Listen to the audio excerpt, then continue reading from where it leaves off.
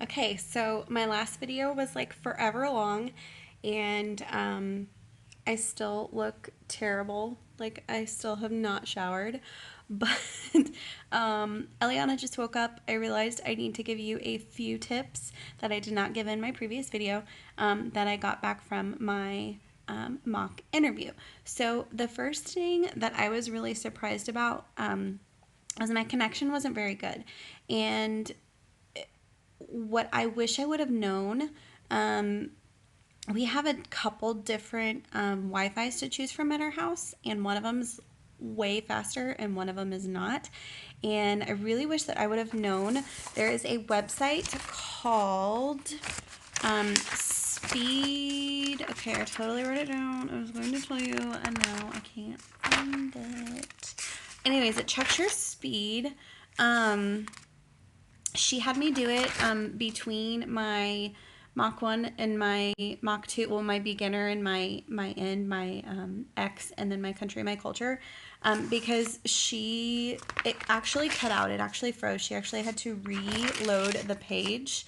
Yeah, I can't remember what it's called. Speed test, I believe. I'll link it here in a little bit. I believe it's called speed test. You literally click a button. It checks your, and I have no idea what these mean. My husband does, but it's called ping your download and your upload speed. Originally, she had told me that I needed my ping to be, normally they want it below 100. Mine was at 45, so that was fine. They want your download to be above 20.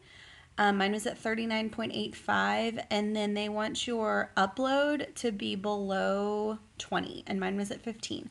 So they all matched up okay, but they weren't like the greatest that they could be. So she said to either get an Ethernet cable, which we can't do because for my laptop that I was using, it didn't have an Ethernet port, so there was no way for me to do that.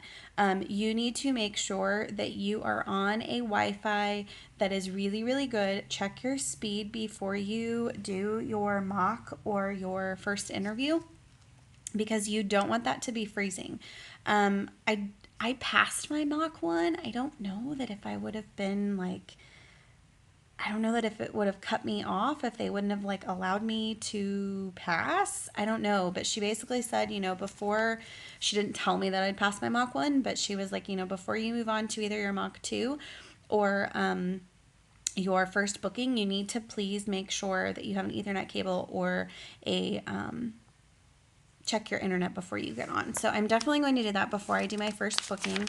The other thing that I got marked off, which of course, while I was practicing, I didn't miss any of these, but I didn't do some of my objectives. I highly suggest, and I didn't do this, but I wish I would have. I wish I would have put on some sticky notes and like put them on my screen around my face to where obviously like I could still see my screen, but I could see those sticky notes. Now, obviously, it's a lot of objectives, but just do the simple ones. Like you're making the sound X, you're wanting them to repeat the sound X. I had them say the big X and the small X, but I didn't have them make the sound very much. I think I had her make the sound like twice. And so that was one thing that I got counted off for on that. Let's see. It was really hard for me to circle things on my computer. I'm going to test run it with my other laptop that is a touchscreen. I was borrowing my husband's because it is more stable of a laptop. My pacing was really good. Make sure that your pacing is down to about a minute per slide. You need to definitely be practicing with your phone. Pull up your timer on your phone, time yourself. Use the stopwatch function, not the timer, because the timer is going to count down. You want to count up. Don't click, I started to do this, don't click the lapping. Don't lap it because you're not even going to understand what's going on.